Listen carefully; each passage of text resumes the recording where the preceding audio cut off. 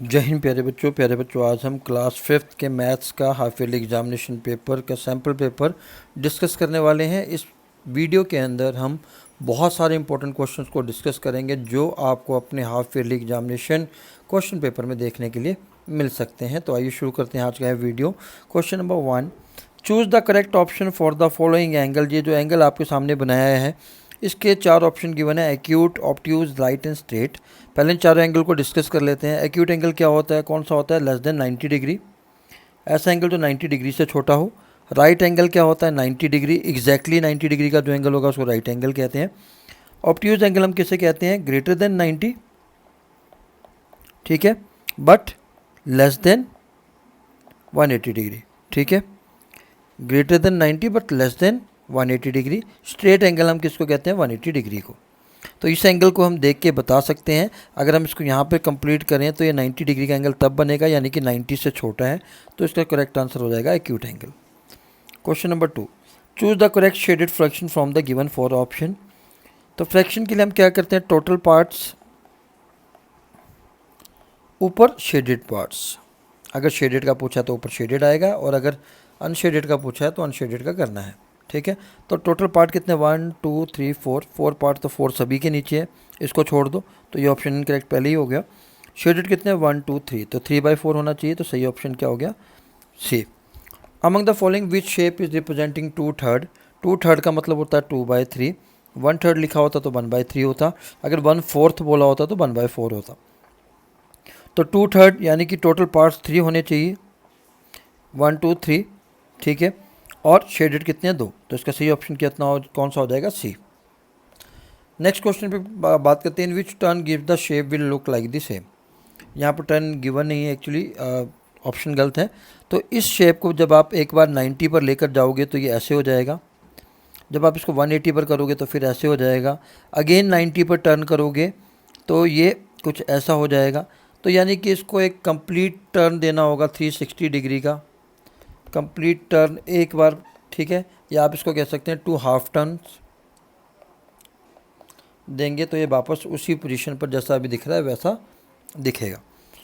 Question number 5 क्या है, shade the half part. Half का मतलब सीधा है, आपने डायग्राम का हाफ एग्जैक्टली हाफ शेड कर देना है, ठीक है। तो ये पूरा पोर्शन हमारा क्या है, हाफ हो गया, और ये वाला पूरा पोर्शन हाफ है, तो हमने हाफ को शेड कर देना है, इसमें आपको काउंटिंग करने की ज़रूरत नहीं है। What is the half of a day. अब 1 day is equals to 24 hours. अगर आप हाफ डे की बात करेंगे तो 24 का हाफ कितना होता है, 12 आवर्स, तो ऑप्शन ए सही होगा। क्वेश्चन नंबर 7 की बात करें, observe the following shape, tick right to open shape. Open shape के सामने टिक करना है और cross the close shape, close shape के सामने हमने क्रॉस करना है। तो ये ओपन है, क्लोज नहीं है तो टिक कर दिया, ये क्लोज्ड है तो क्रॉस कर दिया, ये भी क्लोज्ड है तो क्रॉस कर दिया, ये भी क्लोज्ड है तो क्रॉस कर दिया, ये ओपन है तो टिक कर दिया, क्लोज्ड है तो क्रॉस कर दिया, ठीक है। तो ये मैजिकल स्क्वायर ऑलरेडी मैंने भर दिया है, फिर भी मैं बता देता हूँ आपको करना कैसे है इसको। इसके अंदर क्या करना है कि आपको 1 to 9 नंबर का यूज़ करना है। तो आपने क्या करना है, 1 2 3 4 5 6 7 8 नंबर लिख लेने हैं। क्यों लिखने हैं बताता हूँ, क्योंकि जो नंबर इन्होंने कहा कि एक नंबर को एक ही बार यूज़ करना है, तो जो नंबर यूज़ होते जा रहे हैं उनको मैं सर्कल करता जा रहा हूँ, ठीक है। तो यूज़ हो गया, तो सबसे पहले जहाँ पर 2 नंबर है आप उस सीरीज़ को 15 बनाइए। तो 5 + 3 कितना होता है, 8। 8 में कितना प्लस करूँगा कि 15 आ जाए, यानी कि 7 में यहाँ पर 7 पुट कर देता हूँ, ठीक है। एक लाइन पूरी हो गई मेरी, ठीक है। अब 7 + 2 कितना होता है, 9। 9 + 6 कितना हो गया, 15, क्लियर हो गया। अब 6 + 5 कितना हो गया, 11, और 11 + 4 कितना होता है, 15। जहाँ जहाँ पर आपको 2 नंबर की सीरीज मिलती जा रही है आप उसको पूरा करते चलिए। 4 + 3 7 होता है, 7 + 8 कितना हो गया, 15। यहाँ तक समझ में आ गया। अब आपके पास 2 नंबर बचे हैं, जो नंबर आपने यूज़ कर लिए वो देख लीजिए। 7 कर लिया आपने यूज़, 8 यूज़ कर लिया आपने, 4 यूज़ कर लिया आपने, और एक 6 आपके पास बचा है, 1 और 9। तो यहाँ पर आप भर दीजिए 9 और यहाँ भर दीजिए 1। 2 + 9 11 + 4 14 15, 9 + 5 14 + 1 15, यानी कि आप किसी भी तरीके से आप इस नंबर को प्लस करो, आंसर कितना आएगा, हर बार 15 आएगा। तो हमें यही करना था, ठीक है, आप चाहे नंबर को ऐसे प्लस करो तब भी 15 आ रहा है, ऐसे प्लस करो तब भी 15 आ रहा है, और ऐसे प्लस करोगे तब भी 15 आ रहा है। कैसे भी प्लस करो 15 आना चाहिए। Right the numeral for the following number 2 lakh. तो जब भी आपके सामने लाख की बात हो तो 2 के बाद 5 डिजिट आने चाहिए, क्योंकि लाख में 5 जीरोज होते हैं। 12,220, ठीक है, 220। तो आप इसको चेक कर लीजिए, वंस, टेंस, 100, 1000, 10,000 एंड लाख, यानी कि हमारा आंसर सही है। नेक्स्ट क्वेश्चन है हमारा, find the perimeter of the following shape. ठीक है, पेरीमीटर फाइंड आउट करना है। आपको पता है पेरीमीटर क्या होता है, सम ऑफ ऑल द साइड्स, जितनी भी साइड्स आपको गिवन है। तो आपने आसान तरीका क्या, आपने एक जगह पॉइंट फिक्स कर लेना ताकि आपको कन्फ्यूज़न ना हो आपने कौन से पॉइंट को मिस किया है। तो इस ट्रिक्शन में चलिए 3 आ गया, पहले 3 सेंटीमीटर, फिर 2 आ गया, फिर 4 आ गया, फिर 7 आ गया, फिर 4 आ गया, फिर 2 आ गया, 3 आ गया, फिर फाइनली उसी पॉइंट पर आकर 3 आ गया। तो आप इनको प्लस कर लीजिए, जो भी आपका आंसर आएगा वो आपका पेरीमीटर होगा, वो आपने यहाँ फिल कर देना है। Next question, complete the following factor tree. Factor tree में हम प्राइम नंबर्स का यूज़ करते हैं। प्राइम नंबर कौन से होते हैं, जिनके 2 ही फैक्टर होते हैं, यानी कि वो सिर्फ 2 ही नंबर से डिवाइड होगा, एक तो 1 और एक अपने आप से, यानी कि इटसेल्फ। फॉर एन एग्जांपल अगर मैं 7 की बात करूं तो 7 को सिर्फ 2 ही नंबर डिवाइड कर सकते हैं, एक 1 और एक 7 इटसेल्फ। इसी तरह 2 भी, 3 भी, ये सारे कौन से नंबर हैं, प्राइम नंबर।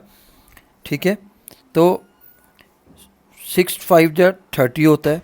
ठीक है, अब 6 को फर्दर मैं क्या कर सकता हूँ, 2 3 जा 6 कर सकता हूँ।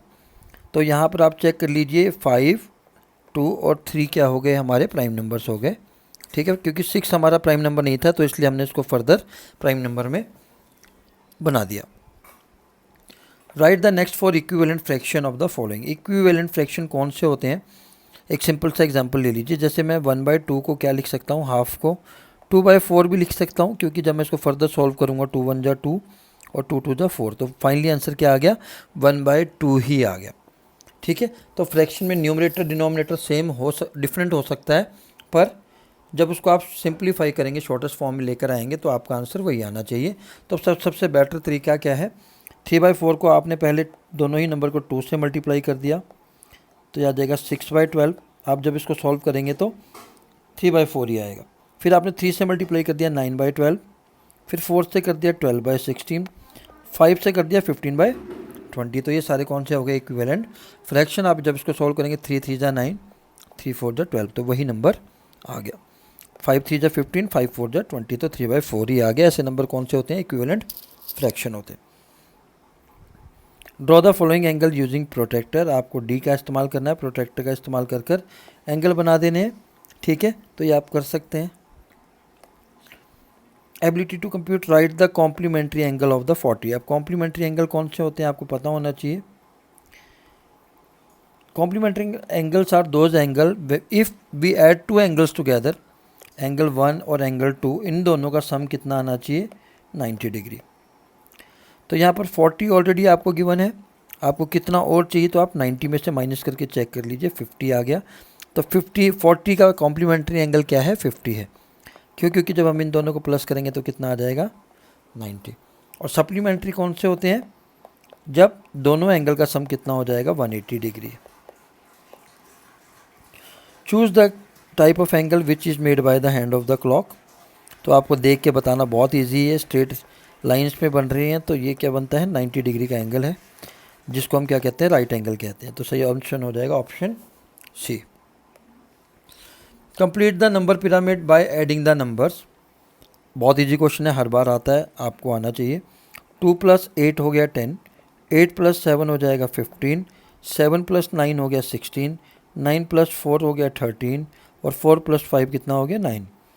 सिमिलरली 10 + 15 हो गया 25, 15 + 16 हो जाएगा 31, 16 + 13 हो जाएगा 29, 13 + 9 हो जाएगा 22। फिर आपने आगे ऐसे ही प्लस करते जाना है, 25 + 31 हो जाएगा आपका 56, ठीक है। 31 प्लस 29 हो जाएगा 60, और 29 में जब आप फर्दर प्लस करेंगे 21 तो ये हो जाएगा हमारा 51। ठीक है, ऐसे प्लस करते हुए आपने कहाँ तक जाना है, टॉप तक जाना है, फाइनली आपका एक आंसर आ जाएगा। ठीक, चलिए। Tick the shapes which are divided into mirror halves by the dotted line. Mirror halves का मतलब होता है जब आप कोई डॉटेड लाइन बनाएंगे तो वो जो फिगर है दो एग्जैक्टली इक्वल पार्ट्स में डिवाइड होनी चाहिए, जैसा कि ई के केस में हो रहा है, इस केस में नहीं हो रहा। इस केस में भी जो फिगर है एग्जैक्टली 2 पार्ट्स में डिवाइड हो रही है और इसमें नहीं हो रही है। Look at the figure and draw what the following shapes would look like after 1/4 turn and half turn. 1/4 turn का सिंपल सा आपने ध्यान रखना है 90 डिग्री पर टर्न होगा, और हाफ टन का मतलब हो गया 180 डिग्री। क्लियर? क्योंकि जब हम इसको कंप्लीट टर्न करते हैं तो ये 360 डिग्री का एंगल बनाता है, तो 360 का हाफ हो गया 180 डिग्री, और उसका 1/4 पार्ट होता है 90 डिग्री। तो जब आप इसको 1/4 टन पे करेंगे तो ये ऐसा हो जाएगा, लाइन पहले ऐसे थी तो ये ऐसे आ जाएगा, और हाफ टन पर ये एग्जैक्टली सेम दिखेगा।